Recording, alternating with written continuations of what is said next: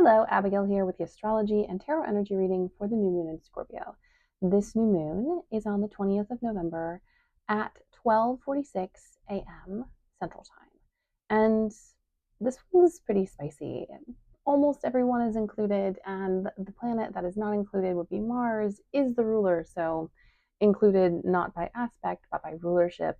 And so pretty much everybody except for our bestie Pluto in the sky is completely involved in all of this.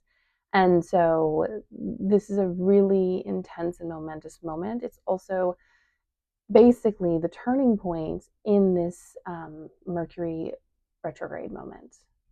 You can't tell I'm Mercury ruled, and it is the retrograde.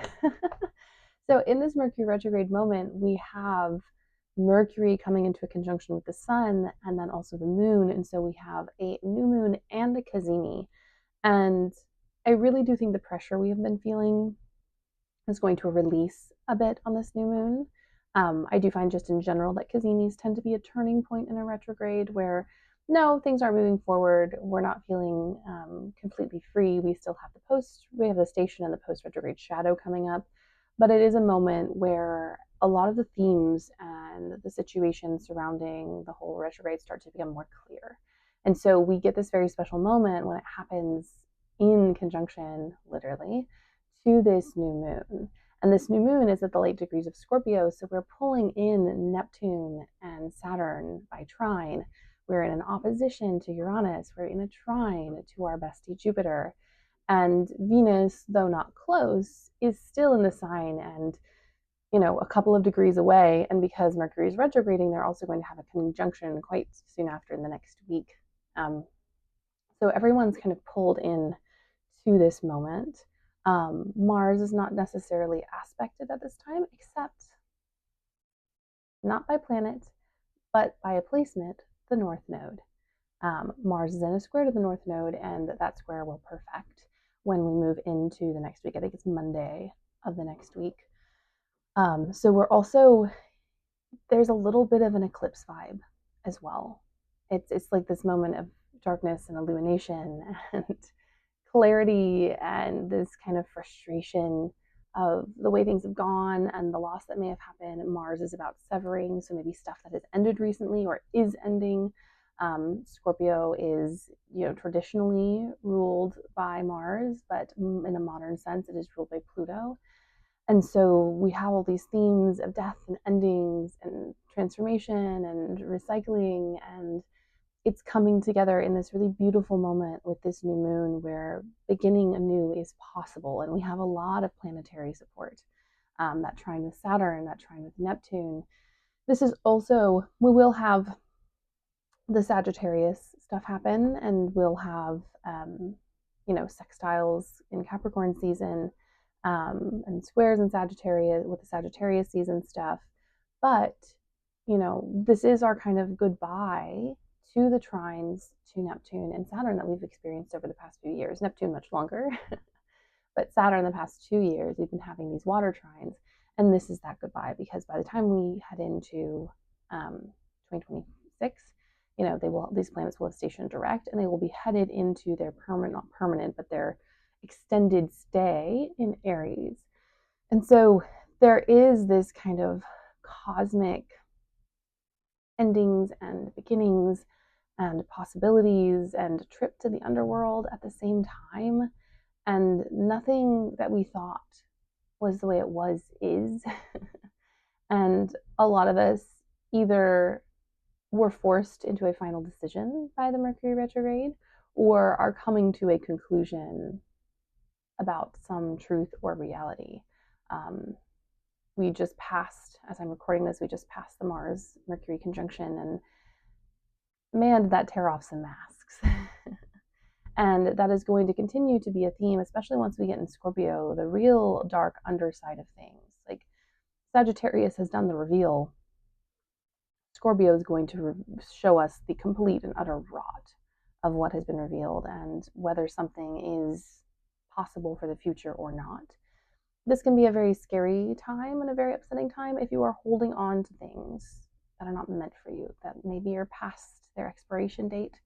and you're still holding on, if you have released, this can be a really great moment of just recognizing your growth and the fact that whatever the situation you let go of, you did your best in, and you wanted the best, and it didn't work out, and that's okay, and it's not your fault. It can be work, it can be relationships. It's going to be very dependent on your specific natal chart. For instance, all of this is happening in the fourth and third house. People who feel really close, almost sibling like, um, education and learning, household stuff. If you have this, say, in the sixth and the seventh, work and labor and day to day and relationships and interconnection and all these things. And don't forget, we are pulling in Cancer, we are pulling in Pisces. Mars is very much kind of holding its ground in Sagittarius. Um, there's a lot of involvement. So go take a look at your chart. If you don't know what you're looking at, you can always book a reading with someone. There are other hundreds of astrologers who would be just right for you, but this is a really good time to kind of catch the vibe. Also, this would be a good time for a year ahead reading, especially around this Cazimi if you want to know what's coming up. That day will give a lot of very honest clarity. Will not be drenched in delusion. Yes, we do have that trine with Neptune, but Neptune is retrograde. And I find when Neptune is retrograde, there is an ability to psychically navigate things with brutal clarity. Um, Neptune direct can kind of smudge the lines. Neptune retrograde will help you astrally travel, but you better be protected. That's how I feel about that. So this is a moment where progress and delays and endings and everything is just going to be this massive pile up. And there's going to be a lot of magic and stuff. Now, don't expect to be able to digest everything. The week that this new moon falls in, massively intense. So many trines and, just everything is happening. When I did the reading for this week a day ago, these were the notes. And you may be like, that's not a lot of notes. I don't usually put in like descriptions. I just put in like the literal aspects and events. And yeah, that's a lot.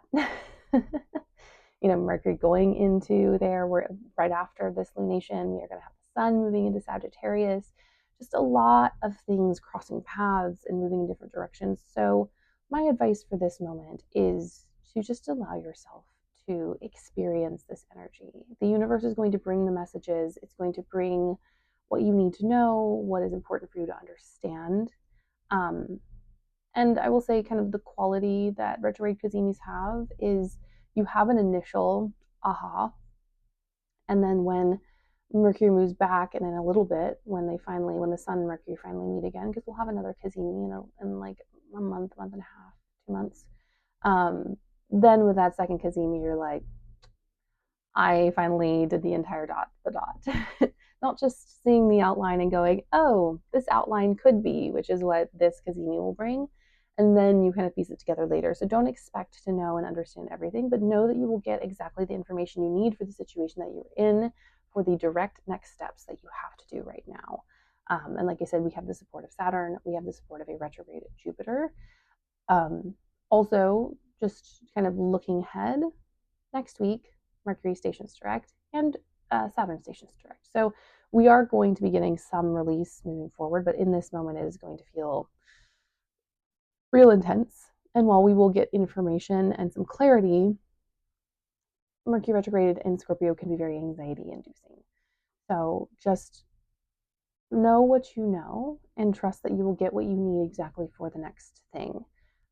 Don't expect to get a grand plan handed to you, but you will get the next things that you need to do. And so do those things and be proud of yourself for doing them. Do not feel bad that you're not able to push things forward and to force things along. That's just not the vibe right now. The universe will take that and move it. Also, with Mars, the ruler of this moon, going into that square with the nodes, we're very much at the hands of fate in a sense, and the kind of our responsibility is how we respond to the energy rather than taking external action. So just think about your responses, sit with what you would like to do, contemplate, consider. But yeah, this is a really beautiful moment. This is also a moment that feels like an opportunity to liberate yourself from something, to free yourself from something that has long held you back or held you down. So I would encourage you to allow yourself to be free, allow yourself to release. Um, we associate new moons with manifestation, full moons with release. But because of the quality of being a Mercury retrograde, it feels like there is going to be watershed. It's also in a water sign. We are going to have some nice clarity in this. Also, if you do want to do magic, this is the day to do manifestations in a Mercury retrograde. You can do it. You can do manifestations through a Mercury retrograde. There will just be a delay in you getting what you want, and that's fine. There's usually everything takes time, but this is a great time to get clear with what you want. A lot of my readings with clients and asking about what do we do in this Mercury retrograde, and the answer is deconstruct, unpack. Don't think that, the forward progress you have to make is going to be the universe pushing you, not you running and getting ahead of things. So buckle in, work on yourself, unpack stuff. Like I said with my clients, a lot of it is now is the time to reconsider, reassess what do I want on a primal, carnal, physical, intense level for pretty much any topic. Probably more specific to where this falls in your chart, but relationships, work, family, future, career, what you wish to be known for. Is there something you're working towards? This is the time when you're going to get some clarity on that. Also, we're going to have, what we have on this day as well is Venus trine the North Node. This is a moment of promise. Maybe you don't have what you want now relationally. Maybe you're not feeling the connection you need now, but on this moon, it is a time to project into the future what you desire. To me, North Node aspects are very much being able to lean into the possibility, especially in a water sign, of the fantastical and the unbelievable, only to find that you can attain it later on down the road. But this is that time where you're like, you know what, I'm going to believe that this is going to happen. I'm going to project this into my future. I am going to commit to working through my karma and working on my progression, the progression of my soul. It's a very North Node theme. And because it's in a trine, it's also in sextile to the South Node. So there's tons of processing and understanding. This moon, we're going to be realizing a lot about our relationships, and that, just like most Mercury retrogrades, is one of the themes. Just kind of coming into a deeper understanding of what our relationships mean to us, if and how our needs are being met. Are our needs really what we thought they were? So allow the theme that comes up for you to come up for you. If you are worried about not remembering or something, please just take notes. It's always good to write down stuff. If you do spells and things, always make sure to keep a log so you kind of know what you've done and the dates you've done it on. Very big on the dates as an astrologer. But this is a really magical moment. This is also a great time, if you're a witch, to curse someone. Specifically on my list is someone who sexually harasses and assaults people. And someone I know, not personally, but has affected people I know personally. And so I would encourage you, if you practice any hexcraft or curse magic, to activate it in this moment. You can also do it on a larger scale. I do think the themes of predators and things like that are very present in this Mercury retrograde, if you know what I mean. So practice that magic against people that take things from other people. This is a very good moon nation for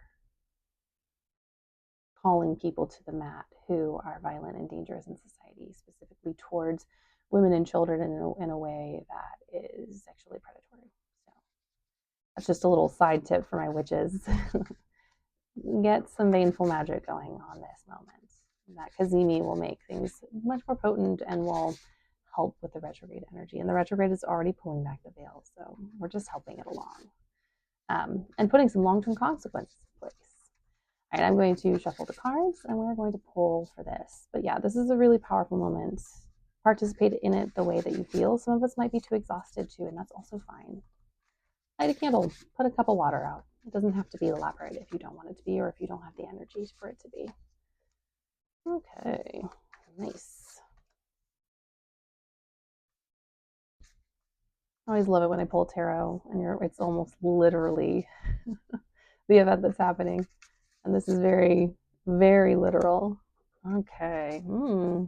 Interesting, interesting. So we start off with the Magician. This is a Lubanko tarot. I do love it. It's very cool. But we start off with the Magician. This moment, this energy has a quality of beginnings, of activations. Yes, we're in a Mercury retrograde, but we are getting this Sun Mercury Cazimi, where Mercury is enveloped in the warmth of the sun, which I love how this card is very red and fiery. It feels very much like a Cazimi.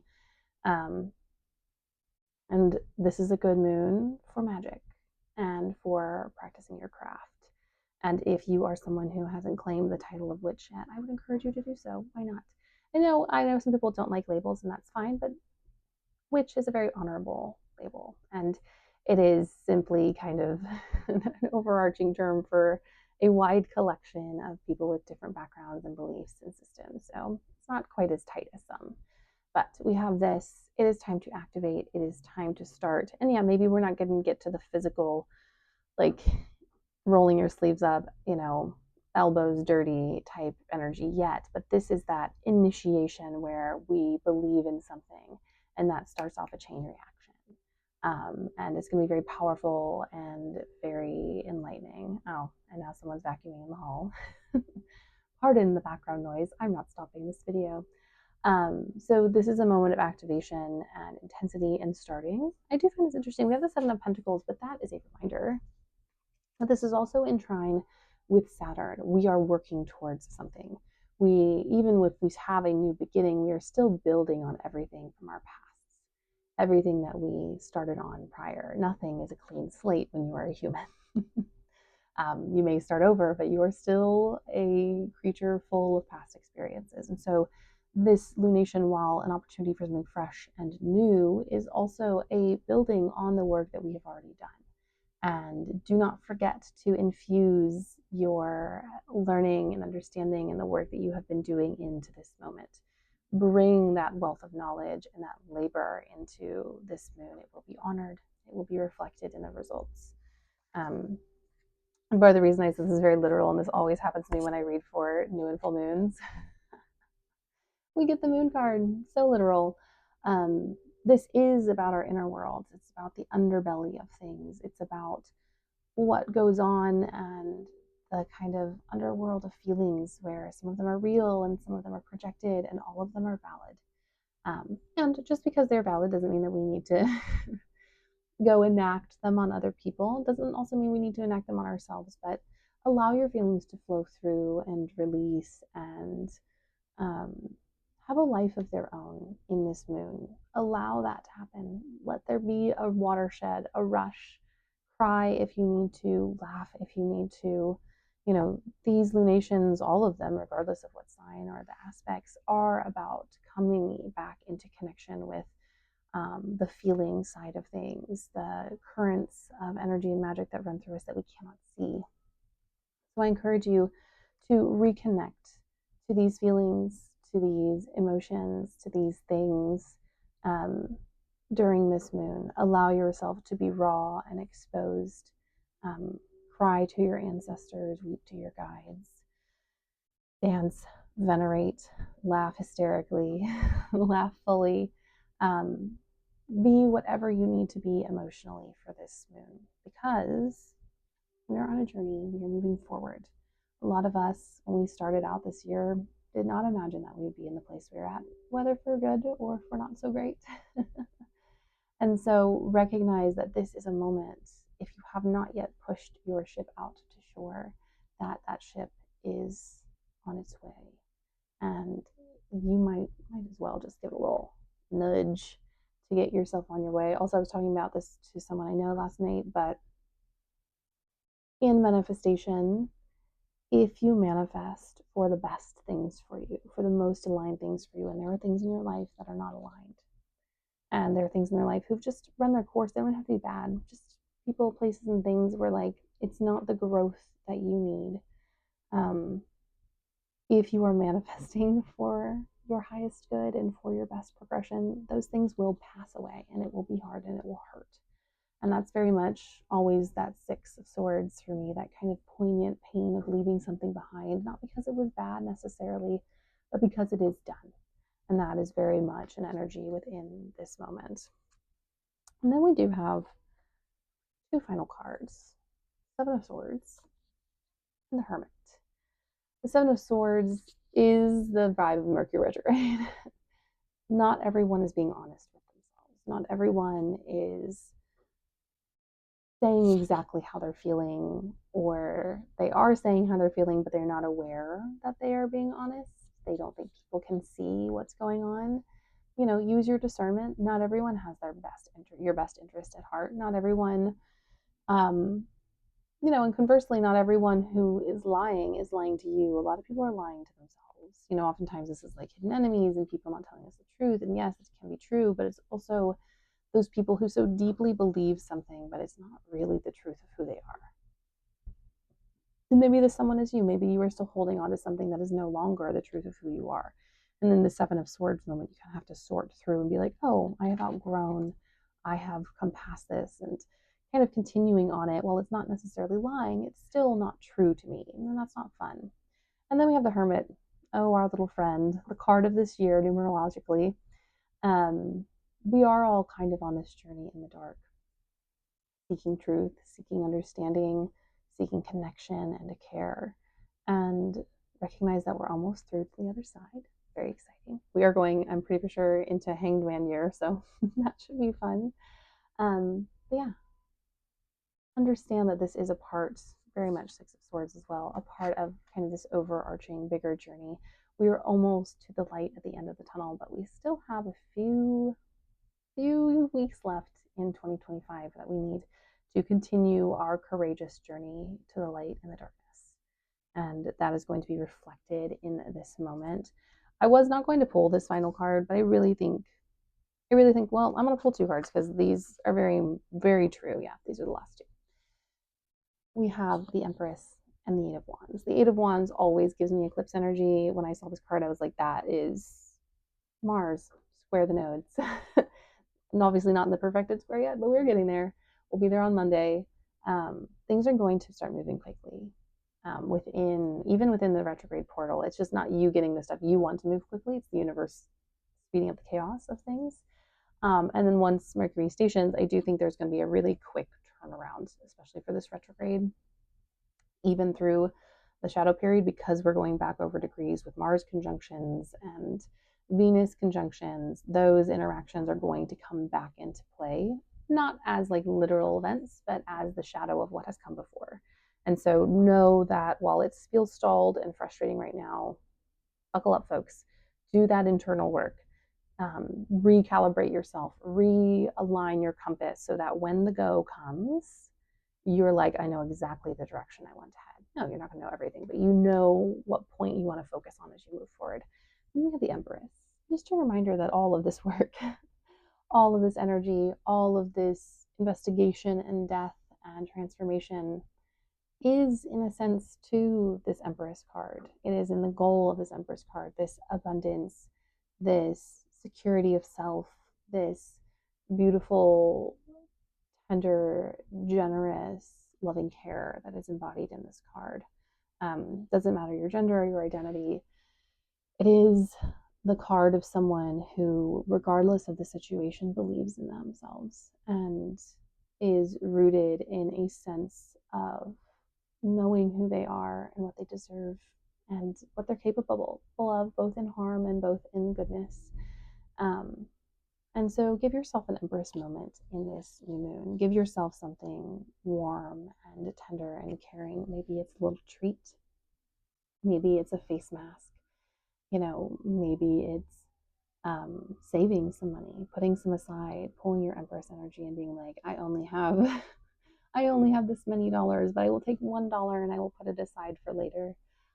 This also might be a call to do a money jar specifically for the duration of the Mercury retrograde, or some kind of spell to call in luck and magic, because we do have that trine to Jupiter. Even though it's retrograde, there is goodness coming in. It is just the goodness that we have to understand and reconsider. It is us getting good things and going, is this really what I want?